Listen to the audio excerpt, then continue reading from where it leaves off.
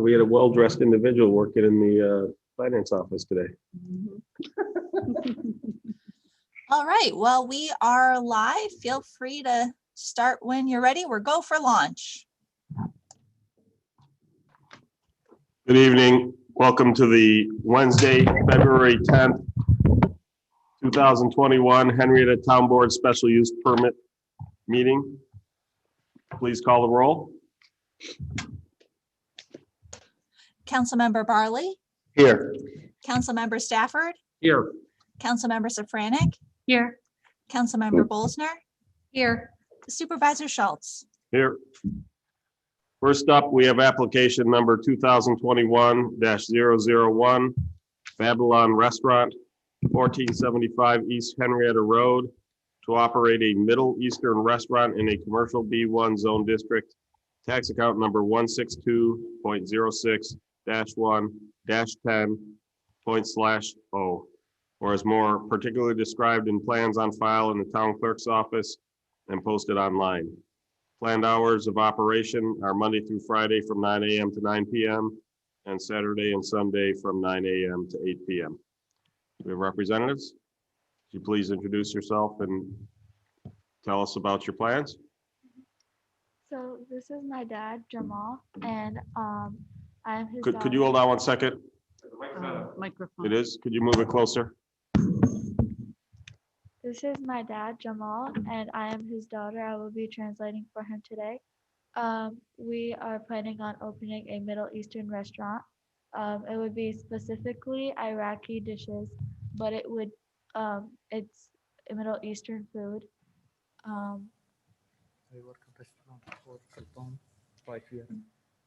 My dad has had a lot of experience with Middle Eastern food. He's worked at many restaurants in America, Basha, Sultan, and we also, our specialty in my country is sweets and desserts, and we had a restaurant back in my country, Iraq. And so is this located in that building? There was I think it was a sub shop or a deli on the far left side. Is that, okay, yeah. Yeah. How much changes do you intend for the building itself, or is it minimal? You're just signage and stuff like that? changes شنو التغييرات راح تسوي بالمحل؟ ما سووا بس الهود شوية كبرته لأن الأوفن We just the hood I changed. we weren't changing thing, anything. everything. We're just inside the store. We'll be changing some things in the kitchen, Same like thing, the same. hood, but Just everything hood. will be the same. Just hood. Yeah, just the hood. And I assume, like I said, signage and decor, stuff like that, right? Was that sorry? Signage and decor, in other words, pictures on the wall or decorations, that type of stuff, or? Yeah, we're gonna do that, but later, like not Gotcha. right now. Yeah. Questions? Will there be any seating inside the restaurant? Sure. أكو راح يصير أي أغاني جوا المطعم؟ No. Maybe right now, no, but maybe later. Like yeah, maybe later. So initially, it's going to be takeout only? Take out هي كلها تحصل take out لو بالمحل همينة. بالمحل وتيك اوت. It's gonna be in store and like in the restaurant and also take out. Okay. I noticed that Jamal said there'd be no wine and beer initially at the restaurant. Is there any plans to have that later? No, no. Thank you. Thank you. Other questions? Is there any outdoor seating? أكو راح يصير برا بس بالصيف. حاليا لا حاليا لا. Right now, no, but maybe during the summer there is a little place outside. We were planning on making it outside. So if that space is being shared by other folks in the building and it's already been approved, that's okay. But just so you know, if you're going to be doing outside seating, it does require a separate permit. Right. If you're just doing it because of COVID, you can do it through a temporary process. But then basically what would happen is at the end of the year, in other words, it would only be during the time when the pandemic is still around. اوكي Okay. يقول مال برا لازم لما يصير عندك يعني لما تريد تسويها لازم اكو permit لازم تسوي. Any questions, Lisa? Any other questions? Last question would be, how many employees do you anticipate having, employees? ايش كم شغل تريد يصير بالمحل انت هذا مسوي؟ عمال؟ اي عمال احنا ثلاث عمال، ثلاثة غيري أنا يعني ثلاثة موجودين. him and 3 others. Thank you. Is this the first restaurant you've owned and operated here in the United States? In the United States, yes. I work in the Sultan Fatier, the restaurant Sultan. I work in the Basha restaurant, Bisport, the Basha, 1 year and 3 months. Okay. Yeah. So he has a lot of experience from all different Middle Eastern dishes. Great. Any other questions? Nope, you guys. Anything online? Online, Baba اكو أي شيء؟ No, no. I'm asking. I assume We do nothing. not have anything online. Okay. Can I get a motion? Sure. Let's do. You want to, go ahead. Supervisor Schultz, I have application, I move to approve application 2021-001, the Babylon Restaurant, 1475 Eastern Unit Road, to operate a Middle Eastern restaurant in a commercial B1 zone district, tax account number 162.06-1-10/0, or as more particularly described in the plans on file at the town clerk's office and posted online. Plan hours of operations are Monday through Friday, 9 a.m. to 9 p.m., and Saturday and Sunday, 9 a.m. to 8 p.m. Second. Any further discussion? Hearing none, please call the roll. Councilmember Barley, Aye. Councilmember Stafford, Aye. Councilmember Safranik, Aye. Councilmember Bolsner, Aye. Supervisor Schultz. Aye. Congratulations. You'll receive notification. And you can, don't know if you'll need a building permit, depends on how much you'll need to do, but you can get going from there. We look forward to you guys opening. Yep. Thank you. Welcome to. Congratulations and good luck. Thank you. Thank Thank you. you very much. Do you need these papers? Okay, thank you. Thank you very much. Thank you. Next up, we have application numbers 2021-002 and 003. Ninja Gut Incorporated, 2973 West Henrietta Road, in a commercial B1 zone district with a mixed-use redevelopment area overlay district. Tax account number 148.20-1-29, or as more particularly described in plans on file in the town clerk's office and posted online. We'll be holding the hearing for both applications, but we'll vote on them separately. Application number 2021-002 to operate a fast casual restaurant serving gluten-free and lactose-free food.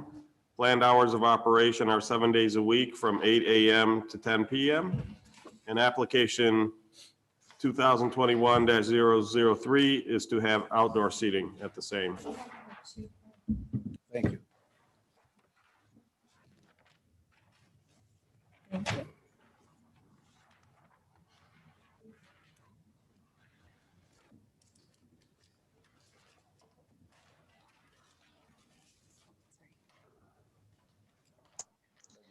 Craig, can you hold on to one of those for us?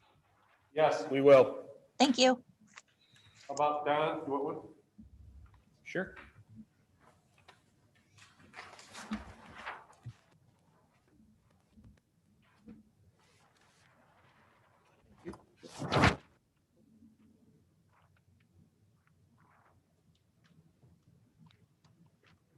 Okay, we have a representative from Ninja Gut. Yes, Will you please introduce yourself and tell us what you're looking to do? my name is Tommy Marciano, and I'm looking to open my fast casual eatery called Ninja Gut. It's gonna be a 100% gluten-free and lactose-free restaurant. And so, as I understand it, this is going to be in the same building that currently is Tiles by Valerie? Correct. She's gonna consolidate her business into the left half, and I will be leasing the right half. The one closer to Flat Road.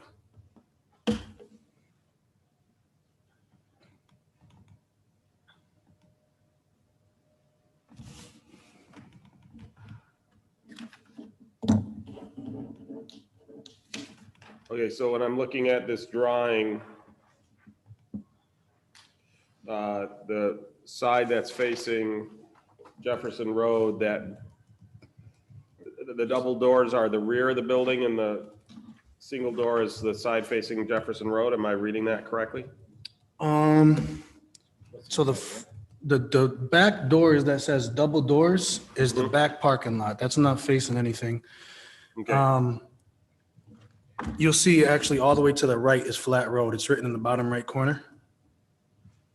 okay, See it? yep, So that empty space running from front end to back end of the paper is Flat Road. The front here, where all the writing is, like where it says then parking lot, and the door right there, that is West Henrietta Road.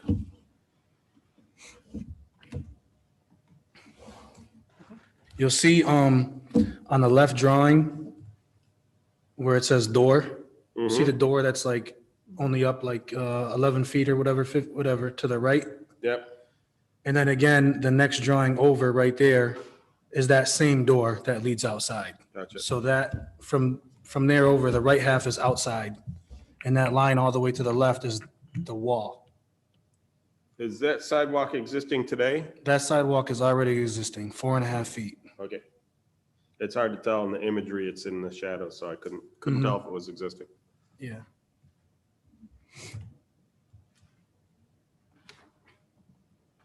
And so what are you looking at from a table capacity? So if you're looking at the left-hand drawing, you walk in that door, Yep. every single number that's a 43 and slash 44 is a table. So you got booths. You'll see like the line that extends out past Yep. where it says 68, 66, 66. So each one of those is a booth. Okay, So you got 1, 2, 3, 4, 5, 6, 7, 8, 9, 10 booths. That's 40 seats inside. okay, 1, 2, 3, 4, 5, 6, 7, 8, 9, 10. Yep, 40 seats inside. And each of those booths are COVID standards because they're 5 feet. There's a barrier built into the booths that extends up higher. So the physical barrier in between booths is 5 feet, so they can be butt to each other.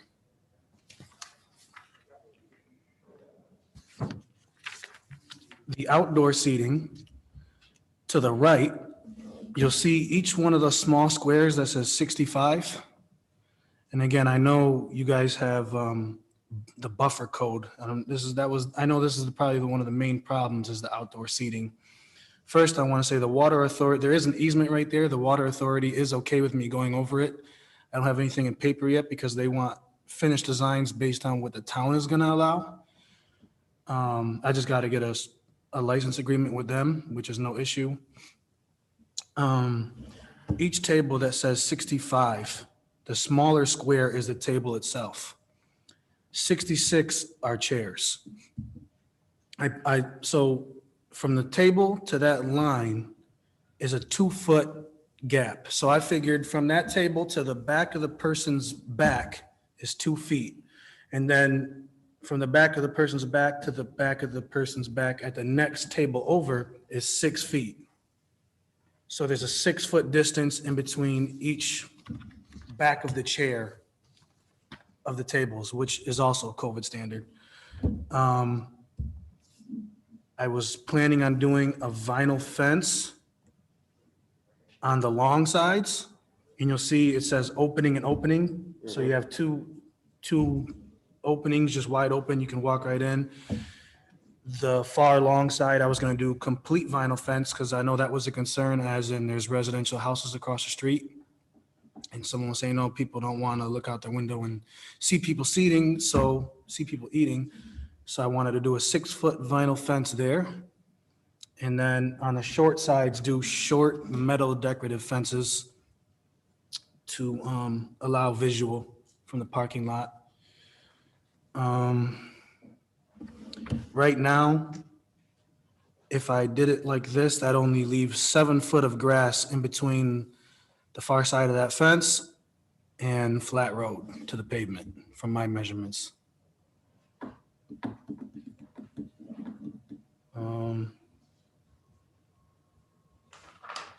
So that, you're right, in terms of when I look at this, the biggest issue have is that outdoor seating. Which is part of why I want to vote on them separately. In fact, I've had a number of residents come in to talk to me, and there might be additional ones online. People who live directly across the street, you know, when you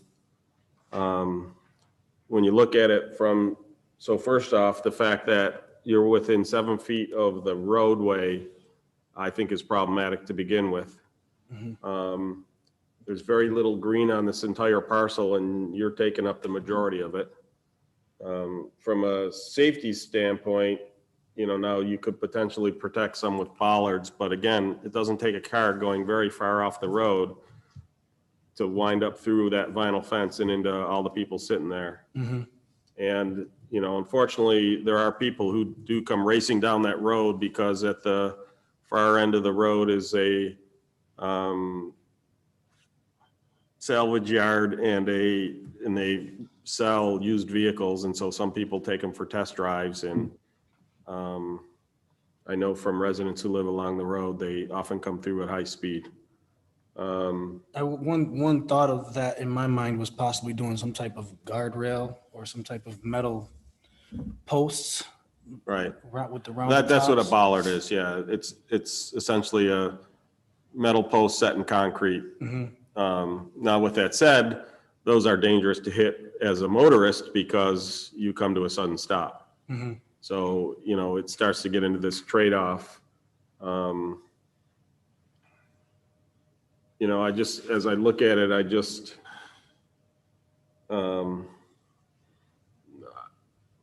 I know I have a bunch of issues with that. I don't know what how the rest of the town board feels, but, you know, the one house directly across the street, well, let's see, if this is 30 feet, that road, then the edge of that fence is maybe 50 feet away from someone's front window. That seems awfully close. That just, and that's not even the individual who came in and spoke to me. So, you know, like I said, I see that outdoor parking or outdoor seating is really problematic. You know, as I said, same thing I said to these individuals who were just here, if we were doing something temporarily during COVID, I could see maybe allowing that. But in terms of a permanent solution, that I don't think that makes sense for this location, because again, it's just too darn close to, there's what, 1, 2, 3, 4, 5 houses directly across the street, including, like I said, one that would be within 50 feet of this outdoor seating area. What if I got rid of the one row? That would make 7, 6, what's that, 7? Wait, 2, 4, 5, 6, 7, 14. That'd be 20 feet from the street. So there's no way to do it off of the back of this building instead of the side? That's all parking lot.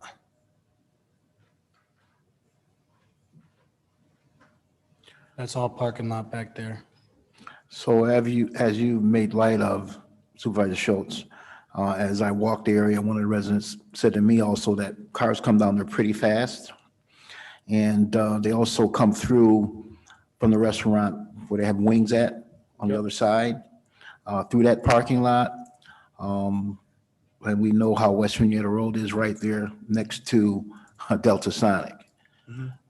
So it really is a busy area. And if we had cars flying up there, it really is a safety issue.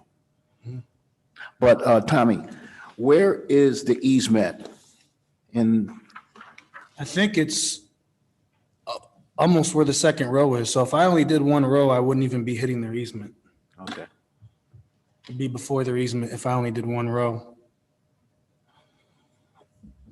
It'd be amazing to at least get one row of the seating out there because obviously COVID, even though I have the indoor seats, but the more seats I can get better, I do have a very skinny space. I'd be 20 feet away from the street if I just did the one row. I can say when I visited the site the other day, I was concerned with how close it was going to be to the road. I wasn't, until I saw the plans here, I wasn't sure exactly where it was going to be, but that is that currently the way it's planned out, I have real concerns. Chris, Martin, if this were a new site being developed, what would be the normal setback from a town road for that? I assume that would be considered a side lot, side road, since the main appears to face Jefferson. Yeah, so since West Side Road. flat roll would be a corner lot, this again, Chris Martin, the setback would be 50 feet from the right-of-way to the building, if it was new. And that would include any structures. Yeah, and so right now the building is 31 feet and we would be looking at adding 13? with one row, yeah, I would say somewhere thereabouts. Yeah, he's saying if there'd be 20 feet. Yeah, it'd be right around 19, 20 feet if we just had the one row. I think it'd be exactly 20, right? Yeah, it'd be exactly 20 feet from the street to their. Oh, 776, yeah, okay, yep.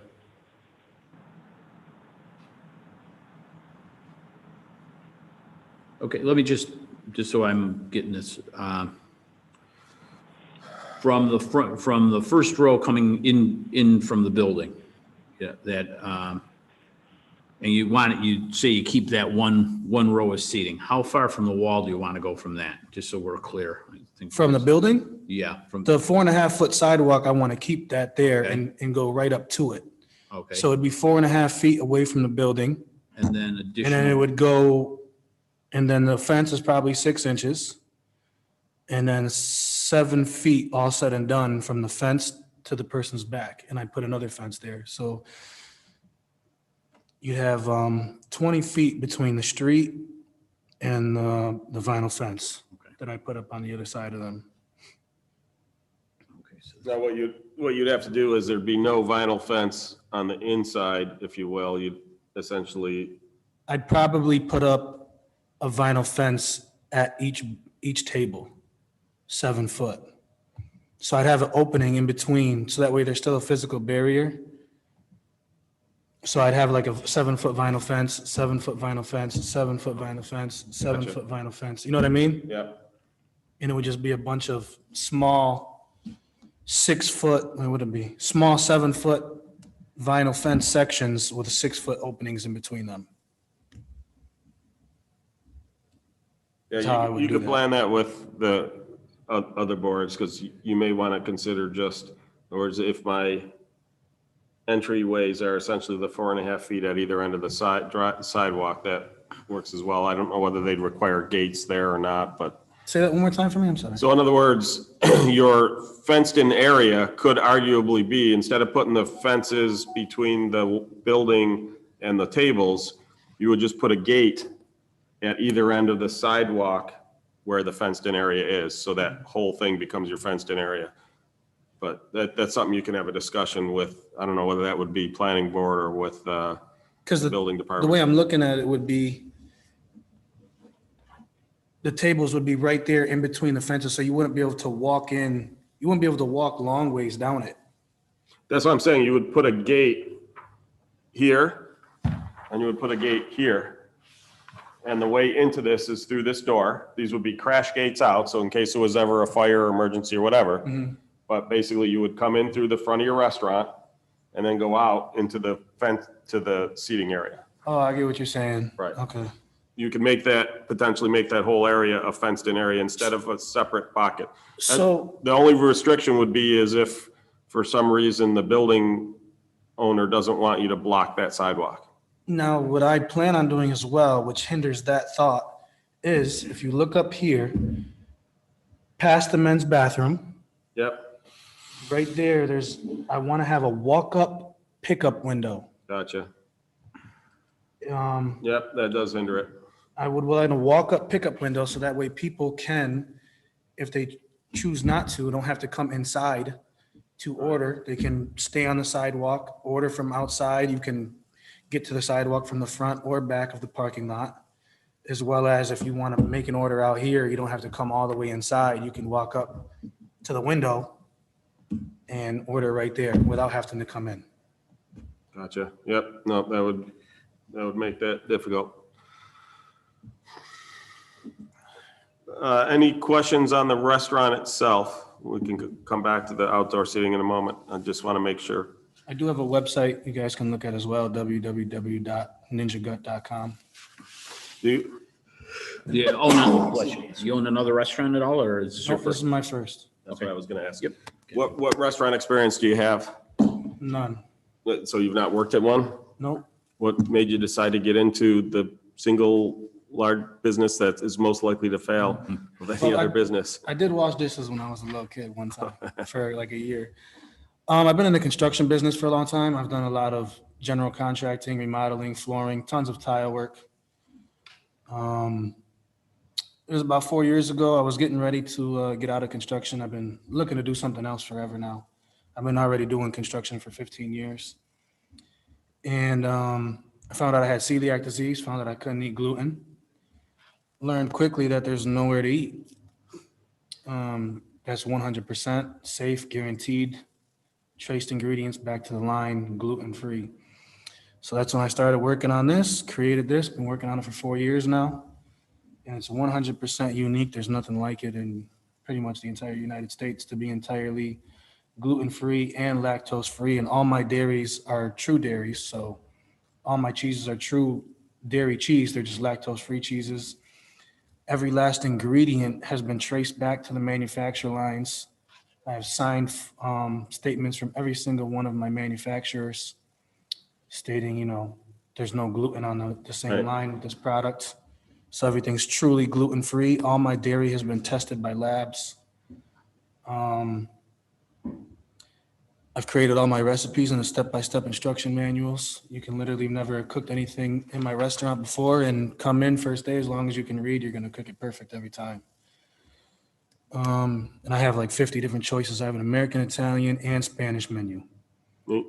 as well as selling miscellaneous stuff like you can buy like sauces and Sure. meat blends and whatnot, breads. We'll also be selling gluten sensors. Can be like $300. You can take anywhere, tell you if there's gluten in your food. There's a gluten character and a lactose character. So one thing I want to do, and I don't know what the town says about this as well, is there's like the corner spot where she has her sign right now with the light. I want to turn that all into turf and put mascots out there fighting, like wrestling. There's a gluten character, a lactose character, and a ninja gut character. And I'd like to have all three mascots, not all the time, but Mhm. during probably heavy traffic hours and whatnot there. Yeah, one So are day, they like those inflatable things that, maybe one of those two, but mascots as in people inside of them. I see. Yeah, some of that you might be invoking the New York State DOT because there are rules against distracting motorists. I see, and I thought that myself. I thought I heard that, but then when I drive down there, I see them all over the place. I'm not saying, right, that doesn't mean that they're not allowed. I'm saying they have rules. You might have to get a permit. I don't know. Right. I'm just letting you know that that's governed by New York State.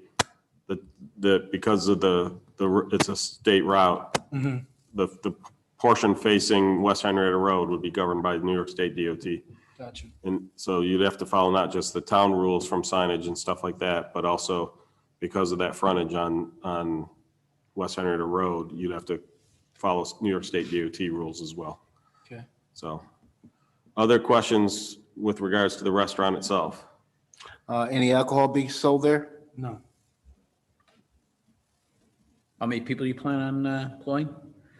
Probably about 10, probably 5 at a time during regular shifts, but probably 10 employees total, something around that.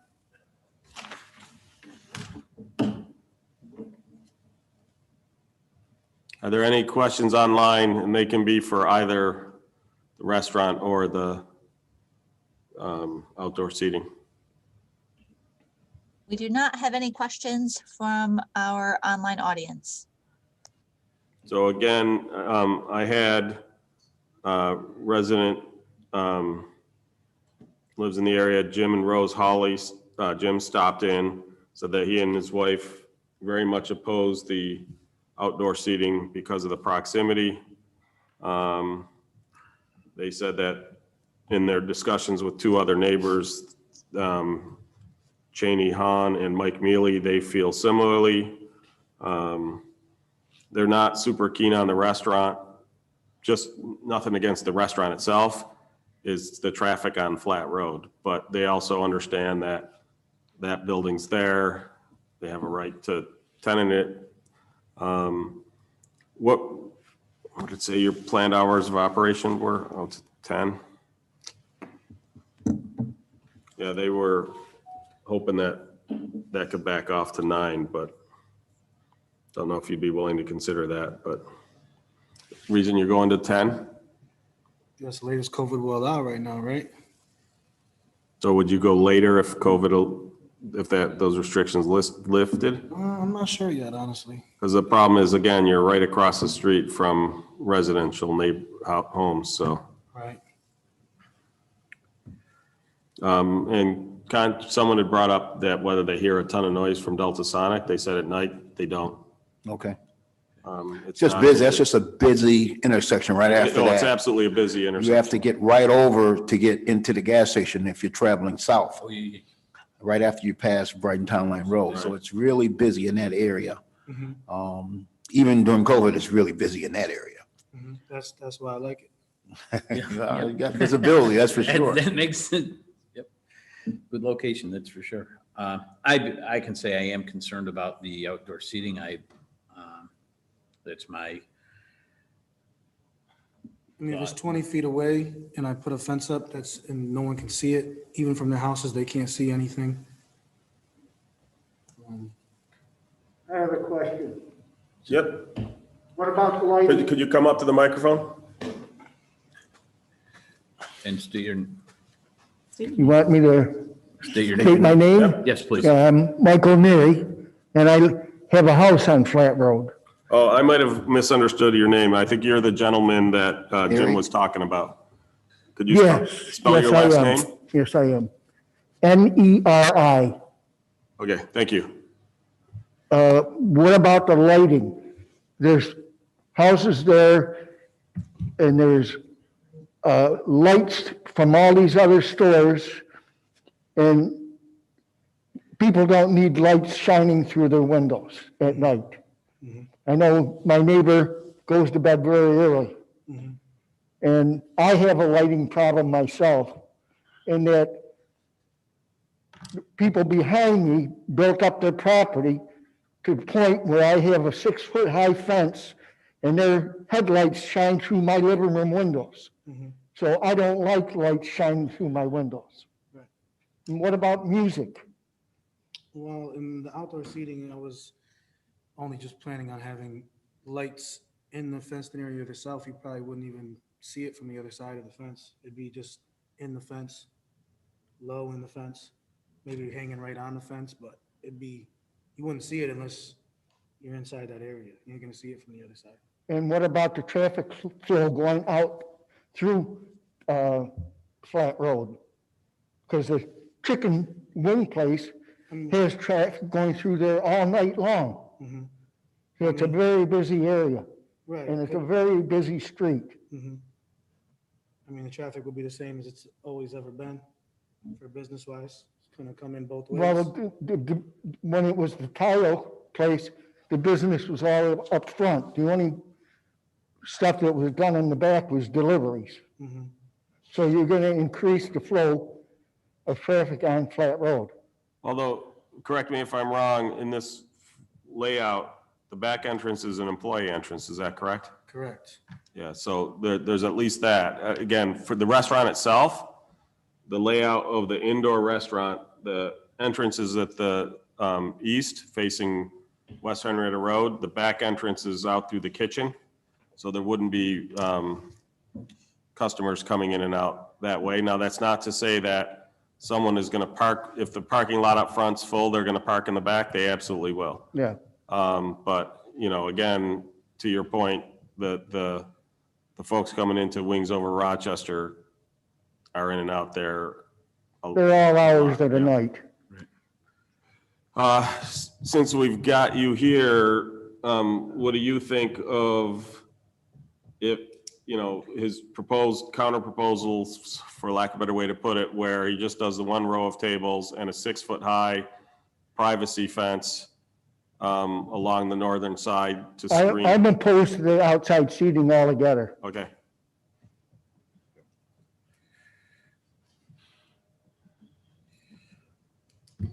Did anyone have any other questions for Mr. Neary? No, I met Mr. Neary on my visit to the street and understood that he had some other lighting problems in the back of his. And one of the things we ought to take a look at is, are most of the lighting issues with regards to the Wings Over Rochester, are those primarily due to headlights, or are there? Those are headlights, but the ones that I was referring to. No, I'm familiar with the You're other familiar. one. Yep.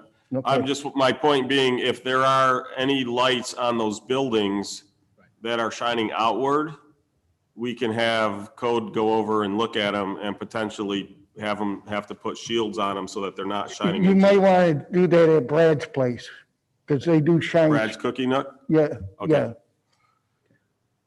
Kevin, if you're listening, if you could have somebody at, and or Craig, run over to Brad's Cookie Nook and just see if the lighting is shining out beyond there's a particular candle watt power it's not supposed to exceed beyond the edge of the property. So we, you know, unfortunately, a lot of times what happens is people take older fixtures, they upgrade them to LEDs, Yeah, which are much brighter. yep. And it creates an issue. And so they, you know, a lot of times what we do is we come back and ask them to either put in a lower wattage equivalent bulb or to put a screen over it so that it directs the light down and not out. So we'll take a look at that.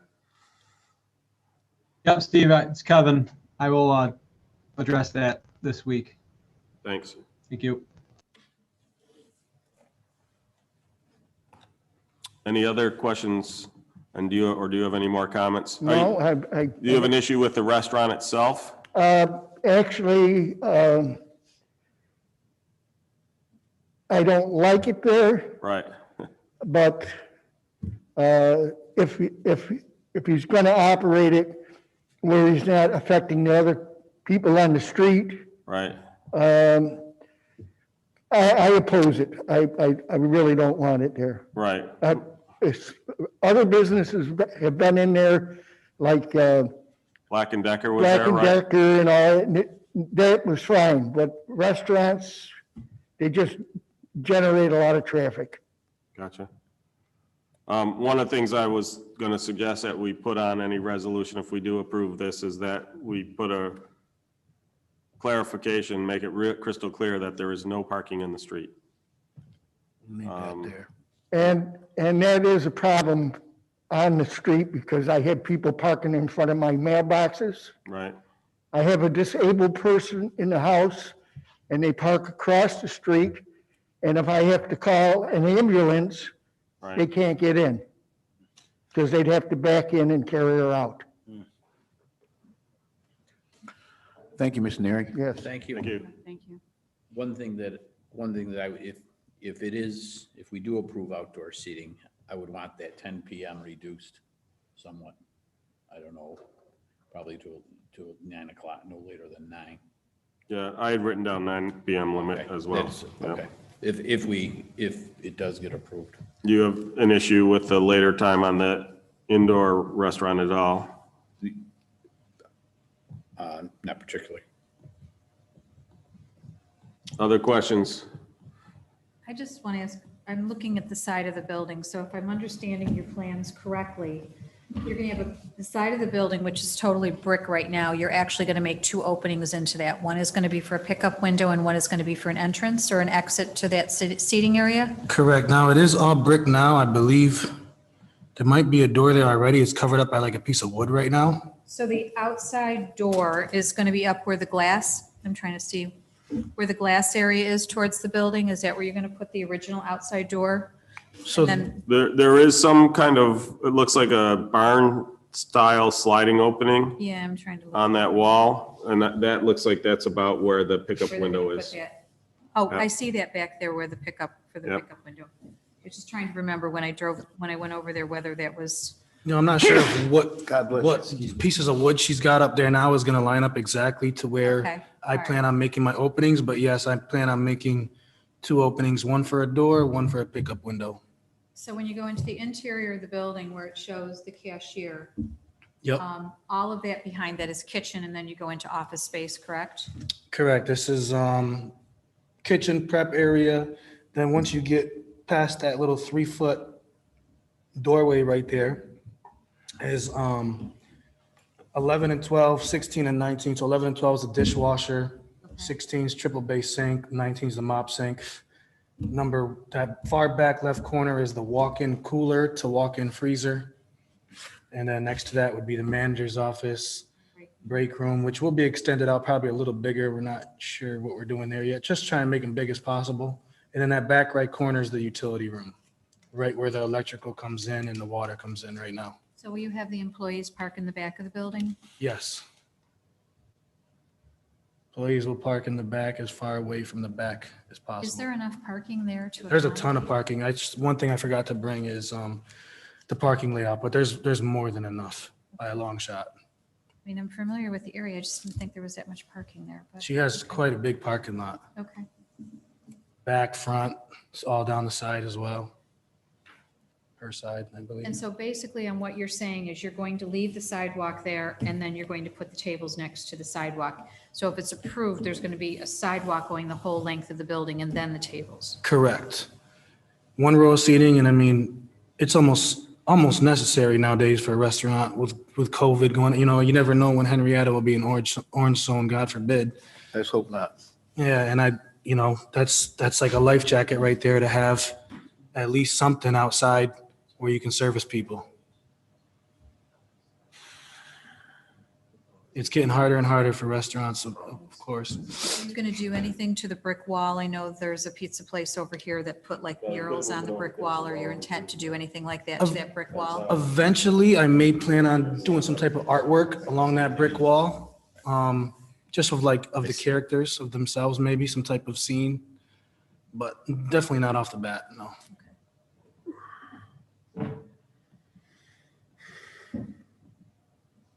Any other questions? Any other comments? Just have a real issue with the outdoor seating right Yep. now. That's Well, like I my, said, that's why we're gonna- that's where I'm struggling here. I So, was to interject, I'm not going to vote for the outside seating. I think it's a safety issue. yeah, I tend to agree. Again, put it in the back where the loading dock areas are, if you're not doing any loading back there, if there was some way to come back to us with the update modification of that, but to put it here on the side towards the houses. Mhm. And again, using up some of the very last bit of green that's on the property, as well as the proximity to the road from a safety issue, the potential conflict with the water authority easement, the whole 9 yards, and again, especially with, to me, the impact to the houses across the street. I think that it just doesn't make sense to me. Like I said, I would be willing to entertain something off the back. Now, the problem is that I guess they could come out through the door and walk down the sidewalk. Mhm. But because otherwise they'd have to go through the kitchen, which obviously you can't have them do. I'm not sure where else you could potentially put outdoor seating. And you know, again, if we're talking a temporary thing, when were you planning to be open? Once approved? As long as everything goes as planned, I'll be open in July or August. Yeah.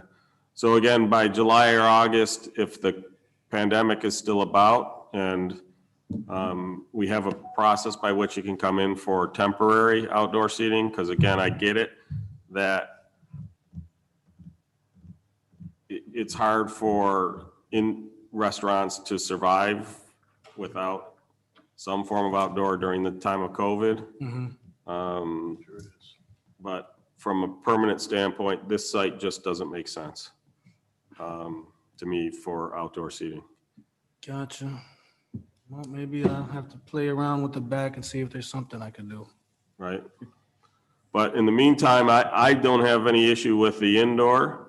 You know, knowing a couple people with celiac disease, I suspect they would be excited to have some options because, as you say, their restaurant choices are very limited, especially those who have, you know, fortunately, my two good friends who have it, they have milder cases.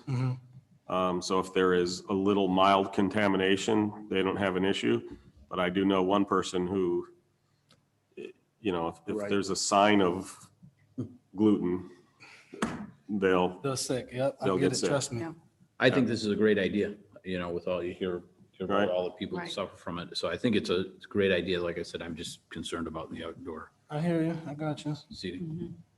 So I'm going to make the resolution. Okay. So in order to split up. And so fellow board members, I propose we approve application number 2021-002 Ninja Gut Inc., 2973 West Henrietta Road in a commercial B1 zone district with a mixed-use redevelopment area overlay district.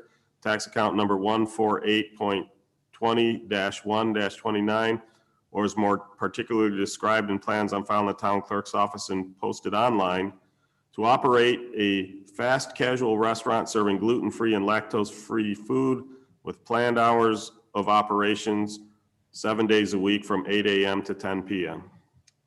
Second.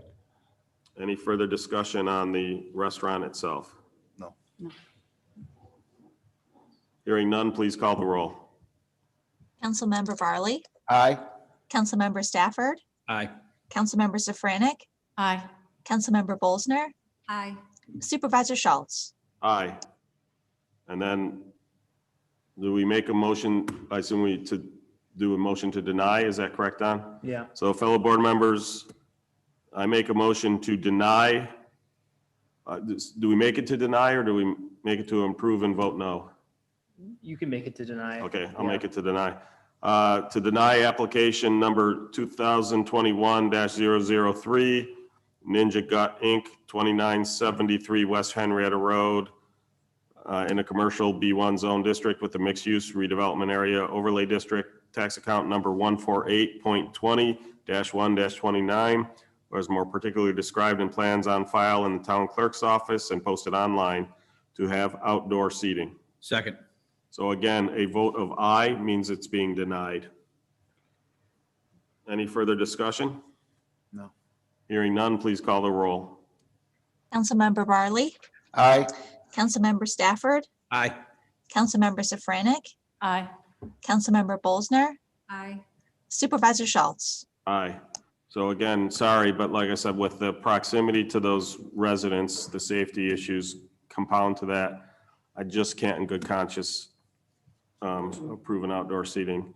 But like I said, I'm willing to entertain other ideas that will help preserve the privacy, not affect them from a lighting standpoint. And the other thing too is arguably if some of that loading area is currently being used for parking for Wings Over Rochester, perhaps that might even encourage those folks to park in the front portion, which might help Mr. Neary's issue of people coming out with headlights shining into people's front windows. So we're willing to take a look at it. There's no timeline when you have to go in on that. And you know, like I said, I'd be willing to entertain an alternate plan. Okay, Okay? thank you. Thank you. Good luck, and when you're operational, let us know, and I'll let my friends who are lactose or gluten intolerant, that they have a new option in town. Thank you. So- Great I'll come idea. by and check it out anyway. Yep, great I idea. sure hope so. Thank you.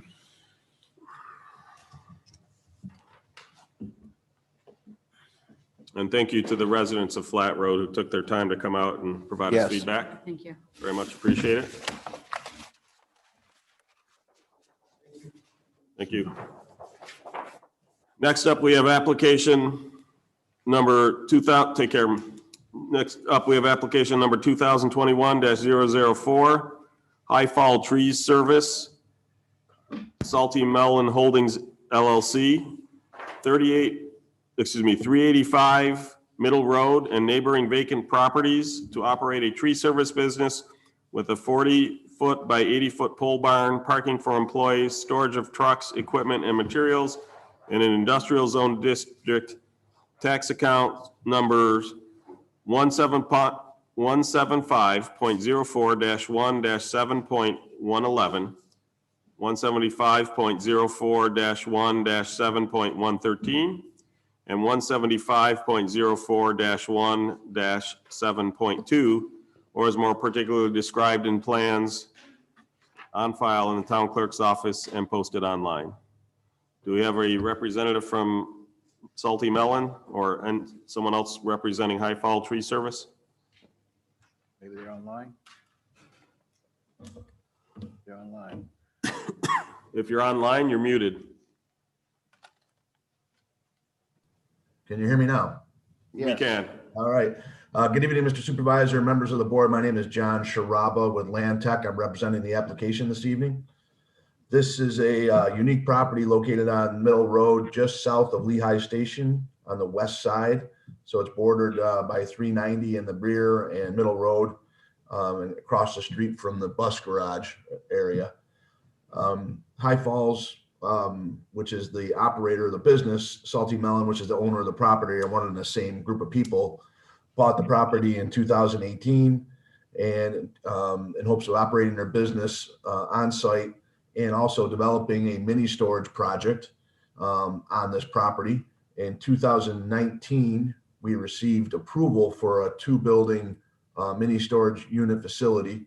And soon after, High Falls started construction of that facility by doing some grading.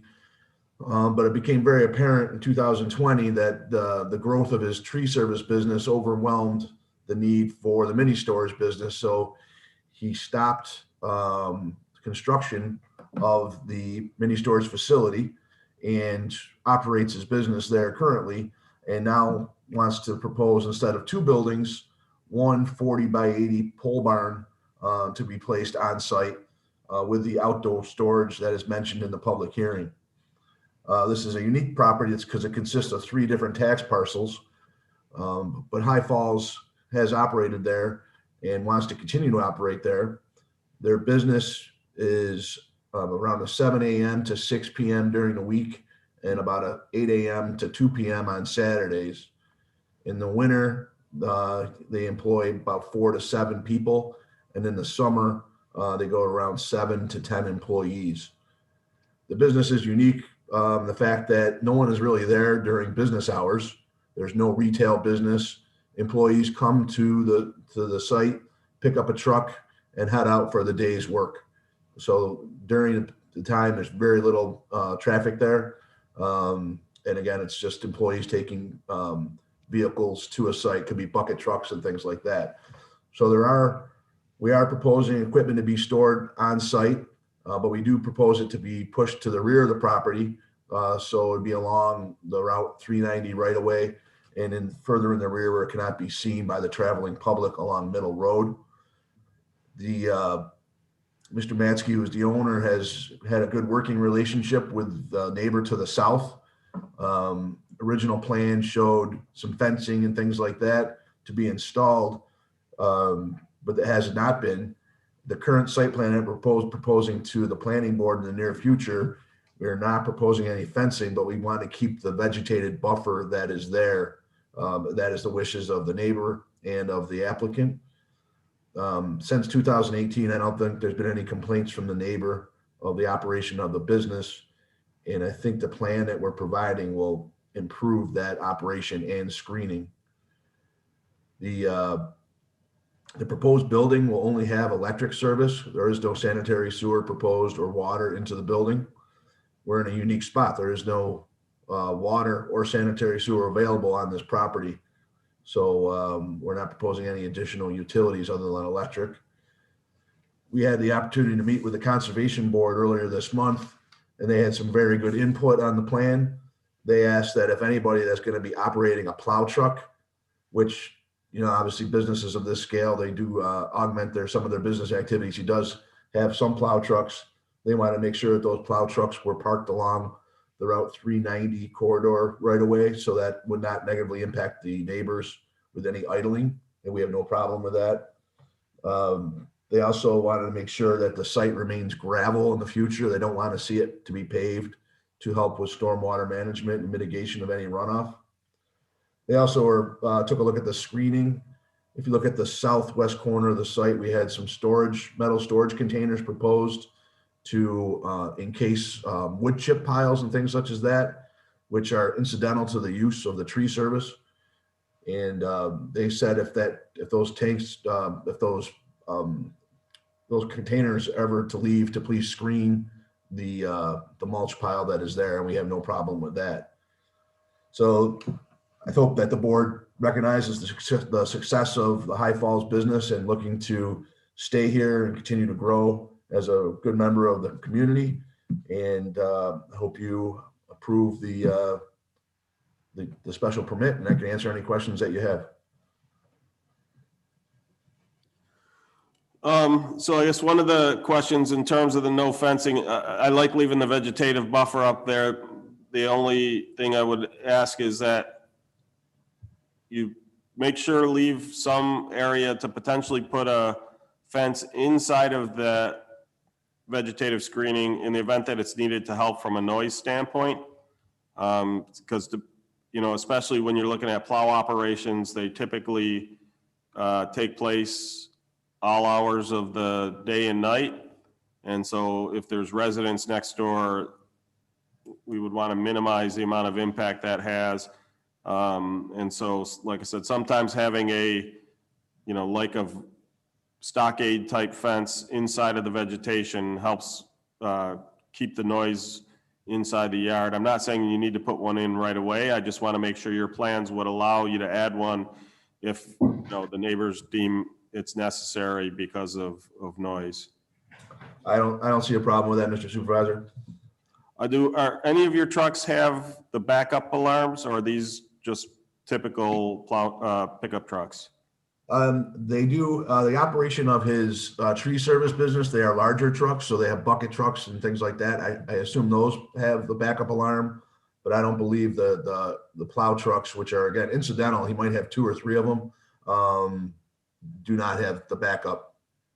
So the big thing I would just comment on that is if you're leaving, I would encourage you to park them in such a way that you do not have to back out early in the morning if you're leaving before 7 a.m. because those are considered construction noises, which you're not allowed to have before 7 a.m. Alternatively, some of them have the ability to temporarily silence that backup alarm. But those, by their very design, are ear piercing and will disturb the repose of the neighborhood. So like I said, if you have those on site, I prefer they're parked in such a way, typically when you're coming back, you're not coming back after 9 p.m., which is when the construction noise has to stop. So if you came in at the end of the day, backed them into their location, so that first thing in the morning, if you're leaving at, you know, let's say you're leaving at 6:30 a.m. to get to on site by 7 a.m., you're not disturbing the neighborhood by backing those up. No problem, Mr. Supervisor. I can embolden the comments made by the Conservation Board and add that note to the plan to be backed up along 390 right away. That'd be great. Now, you said this wouldn't be seen from the road. I see it's 40 by 80. How tall, how high is it? It's approximately at the peak, I think 22 feet tall. I guess I maybe misunderstood or misinterpreted my comment or trying to screen the trucks. I think you are going to see the proposed building from the road. The pole barn will be seen. He's trying to keep the trucks from being seen. Okay. Yeah, we are proposed a berm along the right of way of Middle Road that you can see is partially constructed, and there are several trees that are planted on that. We're going to work with the planning board in the near future, and I'm sure we're going to add a few more elements to that berm to make it even more substantial. And also the street trees that exist along the right of way of Middle Road, those are all to remain. We're not proposing to remove those. And then, Go ahead. sorry. Is this behind 385 or 395? Because I think there was some confusion on, on the, on an application, and I unfortunately can't pull it up right now. I thought it said 395. Yeah, there are three separate parcels, and I think that the numbering of these parcels is a bit confusing because it's a vacant parcel. The fire marshal did make comments related to numbering, and that was one of our tasks, is to talk to the assessor to make sure that this is in a clear format, because there is no number on the vacant parcel at this time. So that'll be clarified on our end as we move through site plan approval. So I suspect, Mike, what they were anticipating that because that's in its own parcel, once it has structures, that it will probably get assigned an address. Well, the other thing it would need is are you doing a driveway off of that parcel, or is the 385 driveway the only entrance? No, the actual driveway is installed per a Monroe County DOT permit for the previous application. So there's an apron already installed, and the driveway will be coming in on the southern side of the lot. Gotcha. So that will get assigned a street address at some point. So that second currently empty parcel may become 395. Well, there is 385 currently. There's a 385 and a 395. Where is 395? Is it south? Well, right. It should be one lot south. I thought I saw two mailboxes and one said 385, one said 395.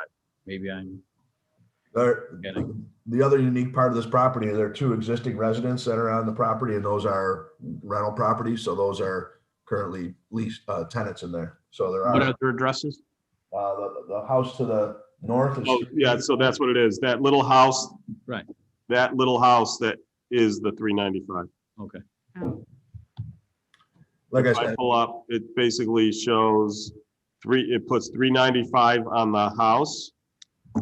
That's to the south of the driveway, and 385 it puts on the northern of the two barns.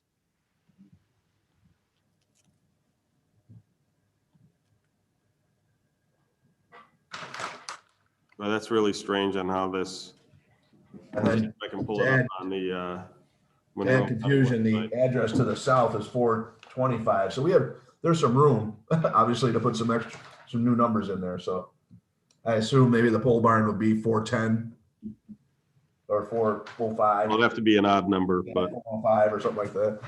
Mhm.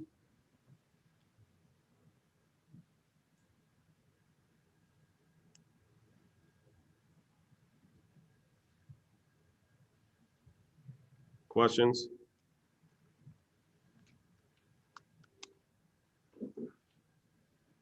How long have you been out in operation? High Falls, I believe, has been in business since 1994. 94. And at this location? At this location since 2018. Okay, thank you.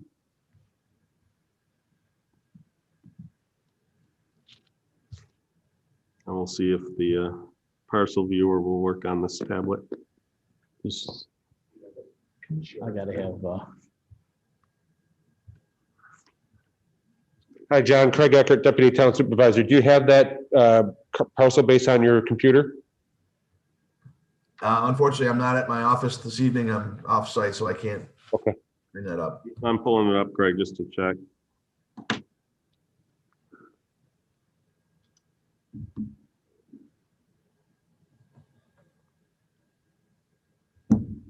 Okay. So is there any plan still for this, for the self-storage, or is that? That is off the table at this point. I believe down this, he was worried about competition. I believe there was some storage approved on Middle Road further south, but he wanted to focus on his core business, make sure that High Falls had a home, and this is his plan. So just to be clear, if we approve this special use permit, we will vacate the previous one. Correct. Okay. Yeah, so when I go onto the GIS County website, they do not have, it's basically, there is no address assigned to that parcel. The 385 parcel, which includes 4 structures, is shown as 385. There is no tax parcel ID. Now, out of curiosity, I'm going to go to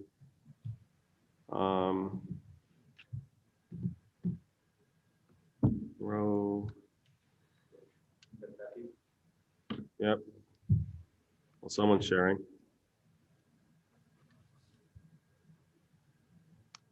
I'm just curious in terms of the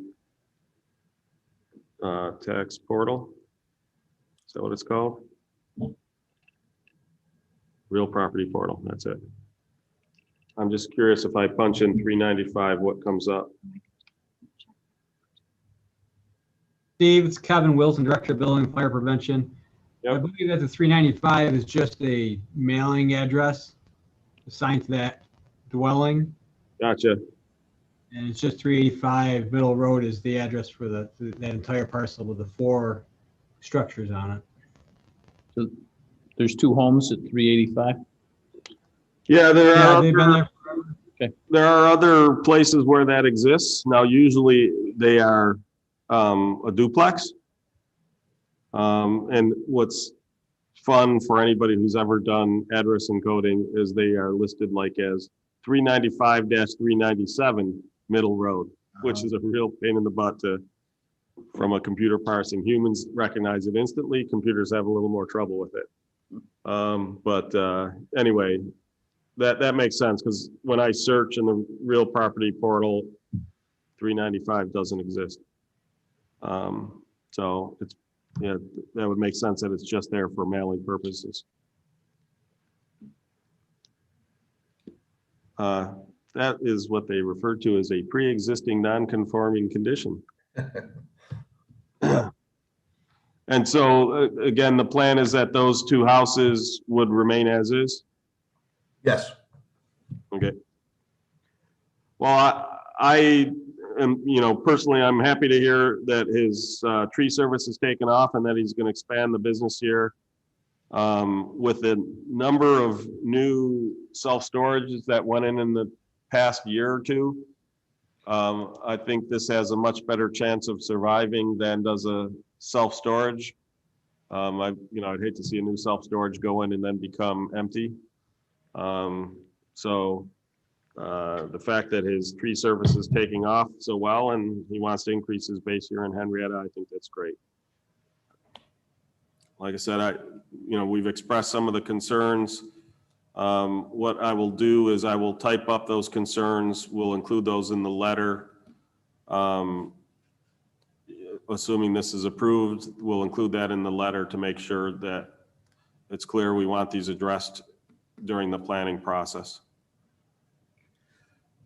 I appreciate that, Mr. Supervisor, and I think the items that we talked about this evening can be clearly addressed on that site plan, and I look forward to making those edits. Steve, did we hear anything from the neighbors? Any of the neighbors? I have not. Town clerks, have we heard anything from neighbors? We have not. Thank you. Hey, John, I heard hours of operation starts at 6 a.m. and ends at what time? During the week, where does I know? 7 a.m. to 6 p.m. Okay, thank you. I was just saying, my point is if they have to be on site somewhere else at 7 a.m., I just don't want them backing trucks out. Yep. I just didn't catch anything before your question and catch the times. Thank you. So when we do this, and I'm happy to do the resolution. I'll just say, subject to concerns expressed by the Conservation Board, Town Board, and presumably the future Planning Board comments. And what Does is, that work, Don? That works for me. Leave out the future Planning Board comments? No, I mean, you're gonna do site plan review? Is that Yeah. what you're saying? I mean, for the town board, I guess you could say, is the conservation board comments, are they written somewhere? I assume we have does anyone know that answer? Were the comments from the Conservation Board written is shared? Well, he just expressed them, so I mean, we could include those that he shared. Yeah, you But can just I'll say- reach out to the This is, Conservation Board to get them to make sure. Okay. Yeah, this Chris, is, do you know- this is Chris Martin. This is Chris Martin, the Director of Engineering and Planning. Typically, those comments are provided at the Planning Board meeting, so the applicant will get the Conservation Board comments at that meeting. Great. Okay. So I will just say, then what I'll say then instead, how about is that pursuant to comments during the special use permit hearing as well as site plan review. That way it covers both the conservation boards and planning boards. I mean, ideally, we'd have those parsed out. And that's what I'm saying. I'm going to type Oh, them up okay. and give them to Jenny, so when she sends out the letter, they'll be on there. I just don't want to Yeah, have to try to yeah, put it into a resolution right now. right.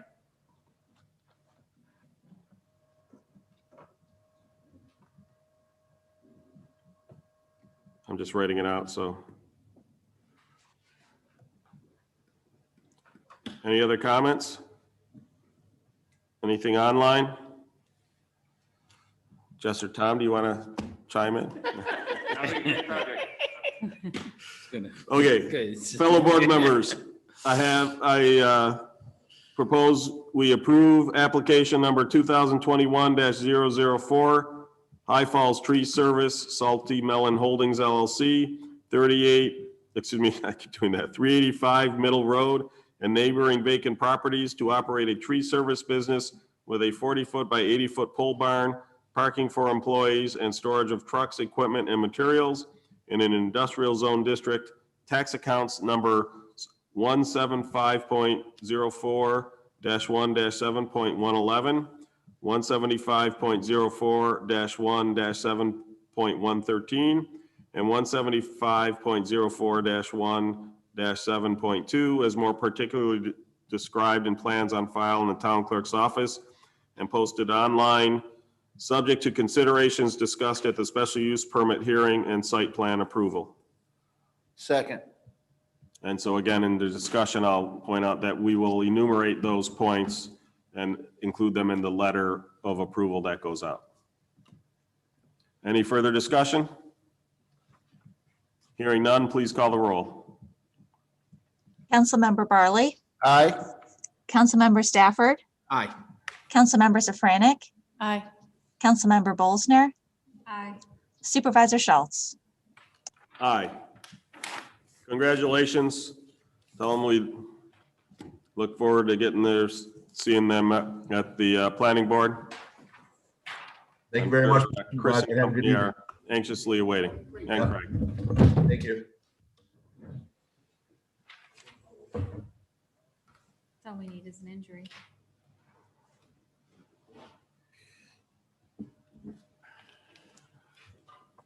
While he's getting set up, I will read. Next up, we have application number 2020-029. Lehigh Mixed Use Development, Commercial Street Partners, 84 Lehigh Station Road, to construct a plus or minus 350 multi-family housing units in an industrial zone district with a mixed-use employment center overlay district. Tax account number 174.02-1-43, or is more particularly described in plans on file in the town clerk's office and posted online. Whereas the special use permit is solely I don't know if I can read this because this isn't quite correct. I'll read what it says, but that's not going to be part of the resolution. We'll have to redraft that. Whereas a special use permit is solely to authorize the multifamily housing portion of the project, the developer is also proposing commercial industrial development at 85 Lehigh Station Road, tax ID number 174.04-1-21.1, and 135 Lehigh Station Road, tax ID number 174.04-1-21.2. So just some points of clarification. This is a brand new process. You get to be some of the guinea pigs going through this for the multifamily. What we're really going to be covering here, we'll be discussing this primarily, but in terms of what we're going to eventually have to approve, we first have to approve the mixed use plan first, and then within that, we can approve the multifamily. Since it's been discussed as both of them, we'll just need the additional application, but as far as I'm concerned, Don, correct me, from a seeker standpoint, I do not see a need to restart the seeker process since this already included that.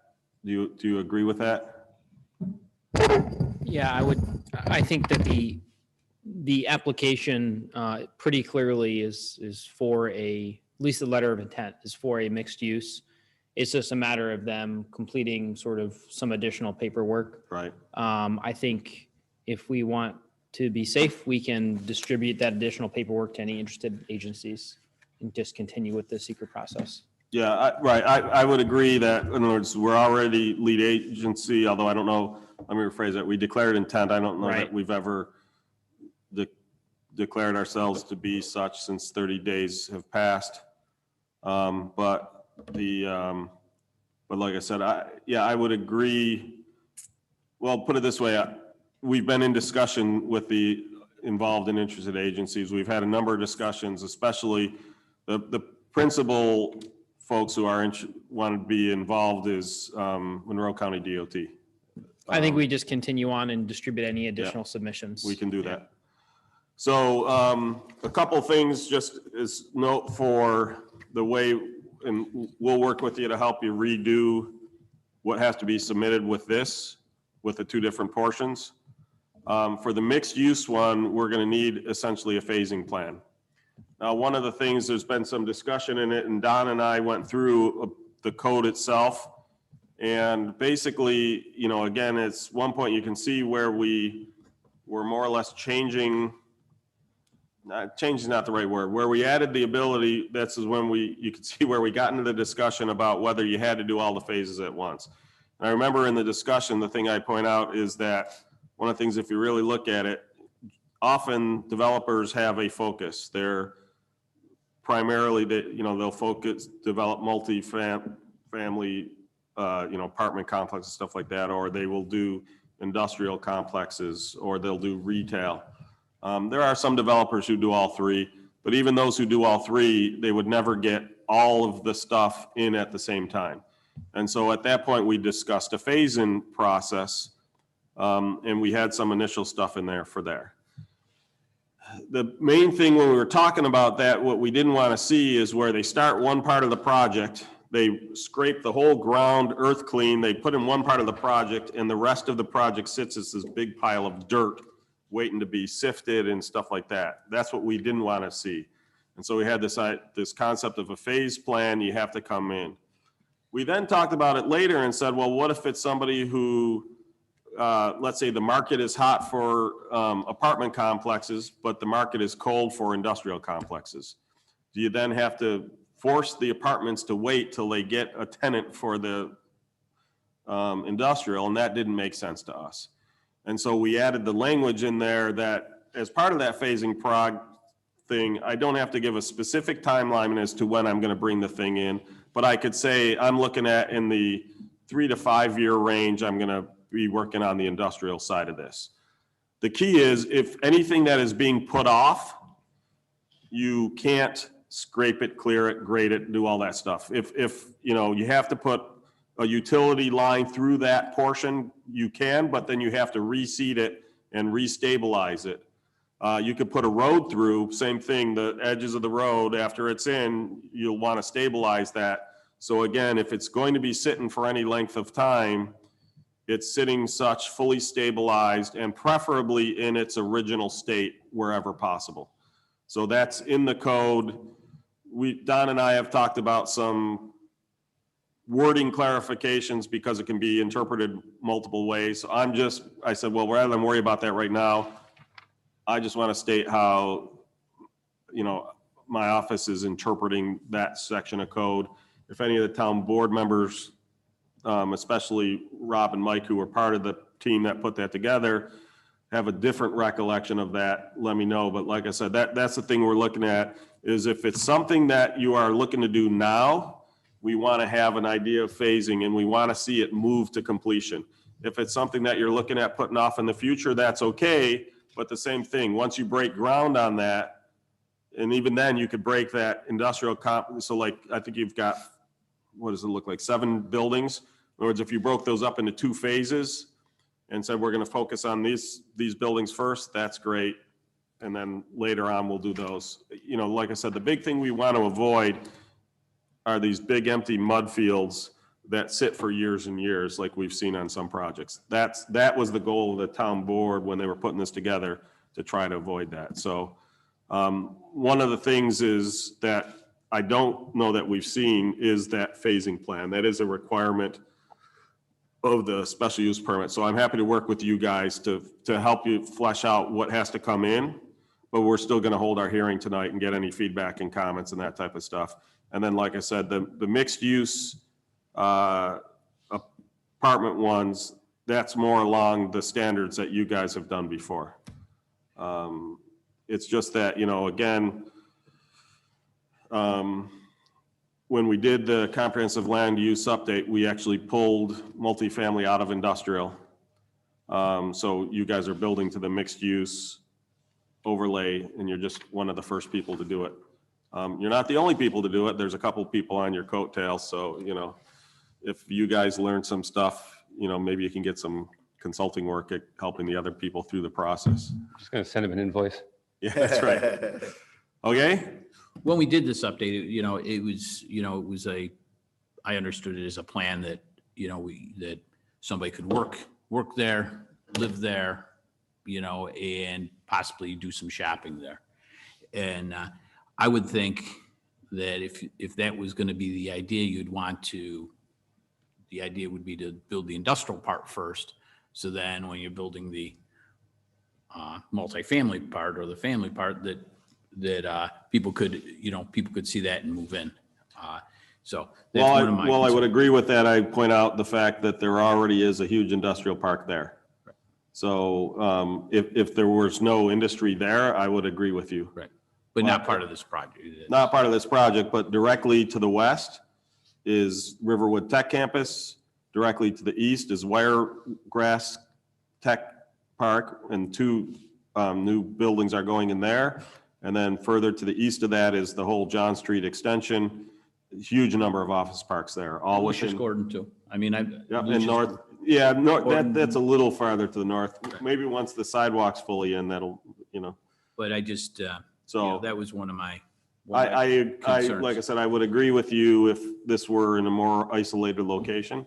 And but the other thing is, and we talked about it the other day when we talked about a parcel, I considered it a parcel, not across the street from each other. So again, that is clearly in there is a multi-parcel project. We had this concept of a composite parcel made up of the subsequent underlying parcels, whether they exist at the time or down the road if you ever subdivide. So if you have a tenant who comes in and wants to own their own building and you parcel that building out, they're still under the umbrella of this mixed use special use permit. All the parcels are, no matter what happens to them going forward. The only way to get them out would be to come in here, submit a new plan that excluded that parcel, and that new plan would have to fully comply with the mixed use overlay district. But otherwise, going forward, any development on any of these parcels, including any that gets subdivided out, would have to be in full compliance with the overlying mixed use special use permit, including any restrictions placed on that. Yep, and we're aware of all that. We appreciate the clarification from the town earlier today regarding that second as special use permit, and that's fine. The phasing plan, quite frankly, if the demand was there to build everything tomorrow, of course we would. You know, we anticipate that the residential component will break ground first for the reasons, Mr. Supervisor, that you just stated.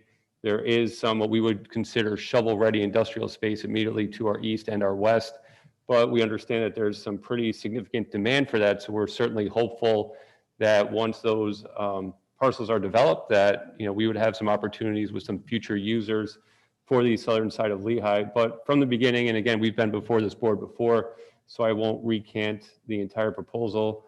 I will say from an environmental review and environmental impact, nothing changes whatsoever for us submitting the additional paperwork for the special use permit. So I'm not too concerned from a speaker standpoint. But the idea from day one with this proposal was to really propose something that was in harmony with the mixed use overlay district, specifically the employment center, with our three different uses, obviously the residential, the industrial, and also the civic use, falling within all of the designated thresholds that come along with that districts in terms of minimums and maximums based on percentages, which again can be done by building area or also by land area. But we fit comfortably within all of those so that we could really set this up for development over the course of time, so that we could do the residential. When we get a user for the industrial, we can come in. You know, I think it really will be, you know, hopefully a 2 to 4 year plan on the industrial, getting started in the near future. But certainly residential, we would anticipate getting started this year. But the idea is really to encapsulate all of that in the mixed use overlay special use permit approval.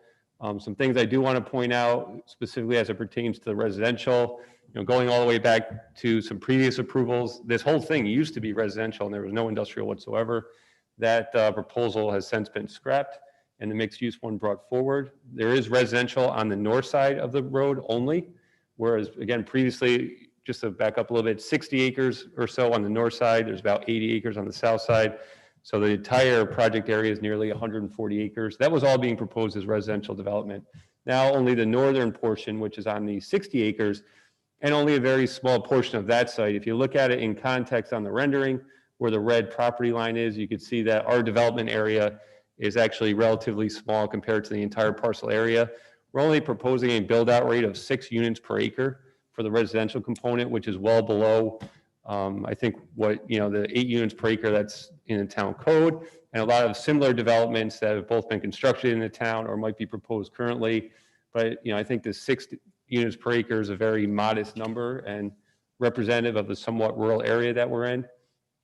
As a result, we have a tremendous amount of green space, which allows us to construct our civic space. Again, the intent of the civic space is not for us to just take our yard area and call it open space and satisfy that requirement. The intent is really to make it a useful amenity and benefit to all the residents and all the people working in the area. As such, we've included, and I'm repeating myself from the last meeting, but we are proposing an extensive trail system that's going to be more than just, you know, point A to point B. It goes to our project. It connects to the parcel to the north. It connects to the Riverwood Tech Park, to the student housing project across the street, and then goes through our project to designated open space areas that will actually be maintained open spaces similar to a park setting. So, you know, that's all in addition to just the areas that we aren't touching that are remaining green. They're specifically designed civic spaces to meet that requirement. And then the same theme carries south through the industrial park so that we are able to satisfy that requirement in what we would consider a very meaningful way. If we were to develop the north portion of the site, which again is about 60 acres at that 8 units per acre standard, we would be well over 460 units, 480 units. So we're well below that threshold. The plan that you're looking at this evening is we're going through this iterative process as it relates to the multifamily stuff on the north side of the road before we eventually submit a site plan application to the planning board. I think we're moving towards a plan that's much better than some of the previous proposals. I believe the last meeting we showed a plan that had some much larger buildings, some much larger parking lots, a lot more rooftops, and also paved areas. By incorporating some what we call townhome style buildings, they are for rent apartments, but they have their own individual entries, their own individual garages. We've incorporated those up on top of the hill. As you move from Lehigh north, the grade drops down pretty quickly. So those 4 U-shaped buildings actually sit about 30 feet or 3 stories below the elevation of Lehigh Road. And that's where a lot of our density is. But then as you come up the hill, that's where we have our 2-story smaller buildings that would be more visible from the roadway. So we're doing that intentionally to take our density and kind of tuck it down there in that hill. I do want to point out for future reference that once we get these buildings figured out and actually put the designs together, we will be asking this board to consider a special use permit to allow those buildings to be 4 stories. Again, effectively from Lehigh, they're less than a story because they're so far down. But I didn't want to not disclose that this evening and then come back 2 months from now and say, oh, by the way, those buildings are 4 stories. Thank you. Thank you. And I would have done it, we're just not ready with the architecture yet. That's why we don't have an application in. And I think this board deserves to see what the buildings are going to look like if they're going to vote on building height. But again, they do sit down that hole. There are wetlands on both the north and south side, but we are proposing 0 disturbance to the wetlands. That's one of the reasons for so much green space. We didn't really think it was worth trying to pack in more units, but then disturbing wetlands and everything that comes along with that. So really little impact when it comes to those type of environmentally sensitive features. We have done a thorough traffic study. Obviously, this project is going to be contributing in a very significant way to the East River Road corridor. I don't know if it's transportation district or fund, exactly, I should know, but we will be writing a very large check to fund future improvements along East River Road, sorry, and in addition to localized improvements for our project. We're still working through that review with the state and the county and the town. So once that's all finalized, we'll determine what exactly those local improvements are and what the final number is that's going into that transportation district. But I would gather to think it will be by far the largest contribution to date since that district was established. So essentially that's where we are. I think the plan speaks for itself in a lot of ways. We're well over 50% green space for the project as a whole. It really has been designed so that the industrial type uses, which we don't know what they are yet, they could be, we would imagine it would be something similar to what's on John Street, just to the north and east of us, where we might have some, high-tech industrial space. But we don't know. Most users today for industrial space are looking for shovel-ready projects. They don't want to wait for 2 years of seeker review and things of that nature. So we're trying to set ourselves up so that we can satisfy the needs of those users and provide jobs in this area as soon as possible. Certainly getting a special use permit for the establishment of the overall mixed use district is important, as well as completing the environmental review. So with that, I'm happy to answer any questions, but again, this board has seen this a few times. It continues to evolve in, we think, a good direction. And looking forward to filing the supplemental paperwork and coming back next month, potentially for an approval. So I just want to add a few more things with regards to the south parcel. We did receive some feedback from the county. We've already discussed some of that. We have some additional discussion going on with the county. Their initial thing is if this is a standalone parcel, they don't think it justifies 3 entrances. We don't have to make that decision now because that has more to do with the site plan than the special use permit for the overall thing. From a seeker standpoint, we're going to assume there is an exit onto East Henrietta Road, although its location may move, and I'll discuss that more of it in a moment. There's going to be an exit on Lehigh Station Road and an exit on East River Road. If there's 2 entrances like you have it drawn, it really doesn't change the amount of traffic that goes out to Lehigh. It just splits which thing they go out. But again, the bigger issue has to do with as you get to the intersection. So again, from a seeker standpoint, the final layout of those roadways, I don't think it affects seeker. I will note that part of the issue we're having is that I think that the best solution is something that involves much more than just this developer. It's also 2 other developers. And so it would be, in addition, Commercial Street Partners, it would also be James Riverview LLC and Lefroy Builders. And the idea would be that we take the road in from that southern entrance from Riverwood Tech Campus. We bring it around through the eastern side of this southern parcel into the next adjacent parcel, which is James Riverview, bring it all the way around to where it tees into John Street extension. I don't know if it's called that or if it's just now called John Street, but with the idea that at some point as the traffic, as the rest of that industrial site continues to build up, it may get to the point where that requires a signal. And if that's the case, they would love it if this street also came in at that signal. Gotcha. Same thing with the south end. If they determine that it's just this site and that's not going to be enough traffic to warrant a signal, then they will want to have the intersection offset. If I'm not signalized, it's actually less issue if they can essentially, the two can be going left at the same time and pulling out independently into the same gaps. But that's ultimately going to be decided by two things. One, whether the other two developers are willing to work on this, and one of the three have expressed a willingness and the other one has expressed a willingness to consider it. They're being blunt, they're trying to use it as leverage to get other stuff from the town that I'm not willing to give, so we'll see where they end up. Yeah. But go ahead. I'll just interrupt and say that I have spoken to Rich, directly about it, and that we have willingness as well to look at it, study it, incorporate it. I don't think it changes our plan much. I think we can simply, move one of these roads to the south of one of these buildings and reconfigure, because these buildings aren't set in stone either. We're Right. just looking at an overall square footage, massing. So to move a road now or later is, not a big challenge for us. I understand they have more wetland issues on their property that they're considering. And it was last left that, we would let the smarter people, the engineers, pass their own BME, kind of get together and talk about it a little bit more. So that's where it was left, probably about Right. 3 weeks ago. Yeah, so Rich isn't the one who's trying to leverage things. Okay. As far as the wetlands, they are pocket wetlands from what we can see. And so, again, there would have to be some remediation on their part, but in theory, it could be done. The other talk was, do we bring it in at Wiregrass? I think it actually makes much more sense at John Street, because if I'm going to ever put a light on Lehigh Station, John Street is the better location. It just has more traffic coming out that way.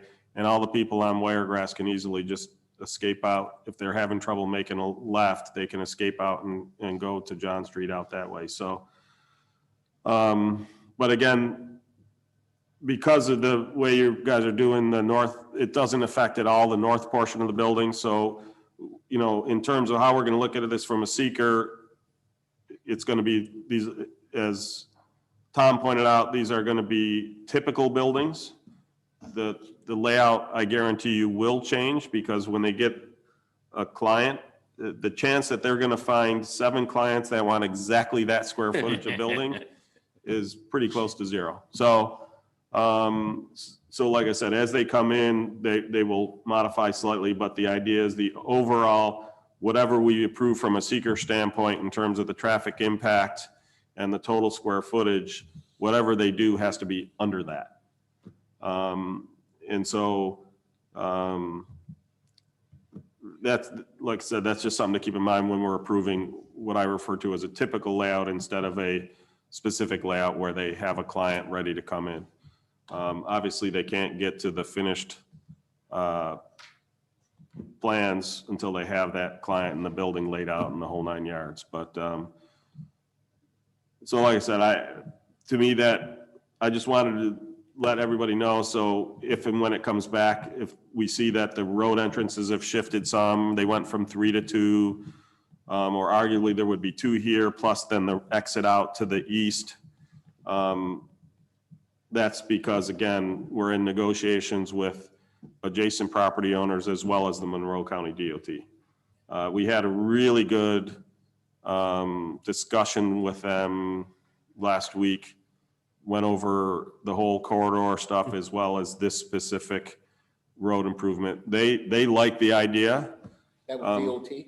This is Monroe County DOT. They like the idea of that road because, you know, like me, my big thing, why I'm interested in it, I want to minimize the amount of traffic, especially truck traffic, that goes through the intersection of Lehigh Station and East River Road. And so if I'm seeing, especially turning there, because when I come down the grade from westbound Lehigh Station and have to turn onto this grade of East River Road, if somebody isn't paying attention and is trying to run the yellow, and they suddenly have to stop, they're probably not going to make it because of the steepness of the grade. Right. So the ability of the vehicles to come out at the bottom of the hill and go straight, and or to come out anywhere along here and go all the way over to John Street and go east, I think that's a huge benefit to the town and the whole corridor. And to answer your question, by the way, it's the East River Road Seeker Mitigation Fund is basically what that collects. So, so like I said, as we look at it, the other thing I will point out is if we don't have that road in there, they will probably, as I said, offset that because they will actually most likely take away the light at the southern entrance of Riverwood Tech Campus once they align the north entrance with Lehigh Station Road. However, if this road goes in, they will most likely leave the light there. Either way, they're going to leave even if they switch it to flashing yellow, they'll leave the poles there. But as someone who's driven that corridor many times, I actually like the light. They've got it set up well right now that you rarely get stuck at it. But if somebody has to come out of there to have protected turns with the light, I think is an important aspect. So like I said, I'm hoping that the third player will get on board and we'll be able to eventually put this road in and figure out how to do that. So questions? Tom, how big are the units? How many? And Tom, do me a favor, make sure you introduce yourself. Yep. Tom George with Commercial Street Partners. We're the applicant. The units are, they're all 1 and 2 bedroom apartments. They're market rate conventional. It's not a student housing property. We're not, marketing and managing it as student housing. So you don't see the high density units like the 4s and 5s like we do in a student housing property. So if we have a couple of small 3s or something like that in there, it's just to kind of make the unit mix work or building work. But mostly everything in here you'll see are 1 bedroom and 2 bedroom units. Okay. And these are sort of envisioned as the young professional just out of college. Yep, working sure. in the Yeah, and adjacent to the or point graduate earlier, student, like there's a lot of job growth already in the area, and so we're trying to absorb a lot of that job growth. The student housing serves its purpose for the students, and this is more transitional from student or graduate to young professional, and before you really start your family. So that's why the loaded with 1s and 2s. Questions?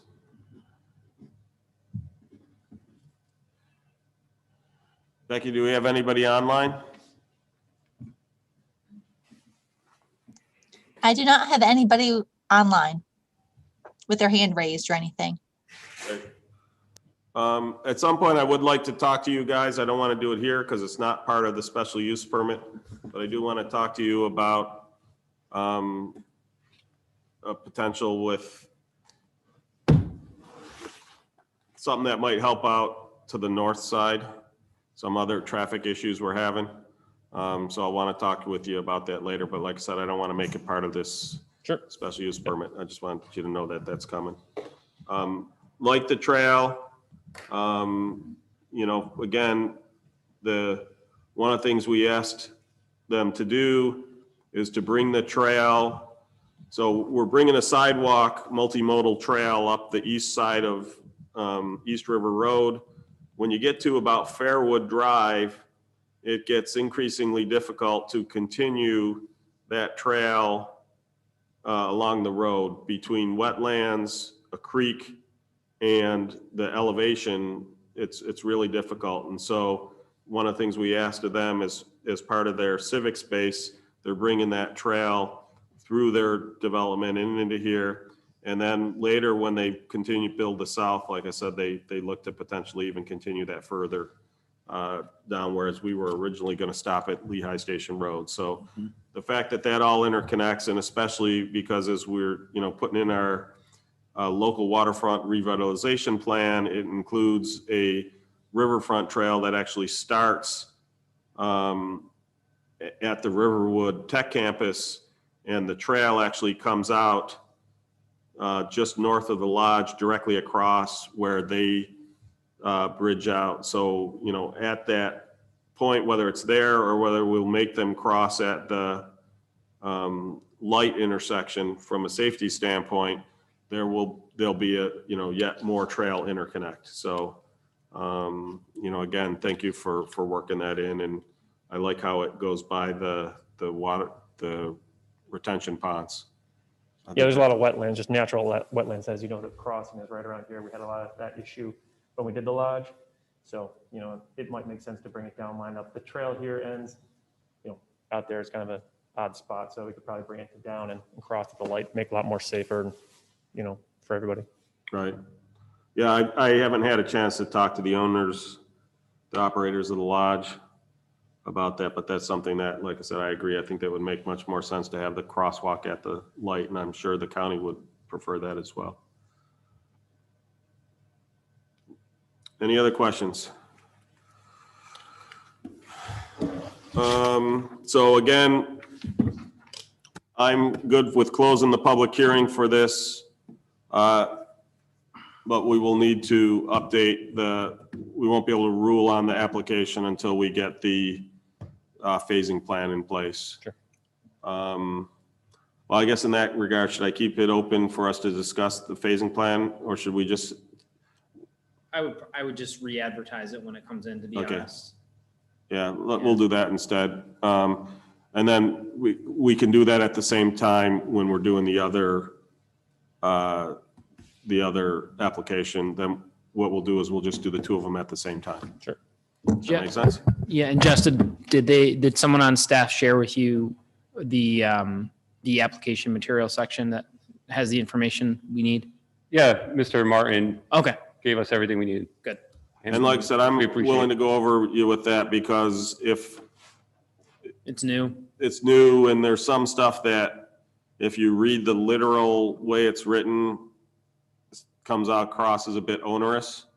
And so, as we talked about it, because like some of it even says, I swear the one even says dates and times or something like that. It's not quite that bad, but that's how it feels when you read it. And we're not looking for that. Again, the goal of some of that stuff is just to make sure.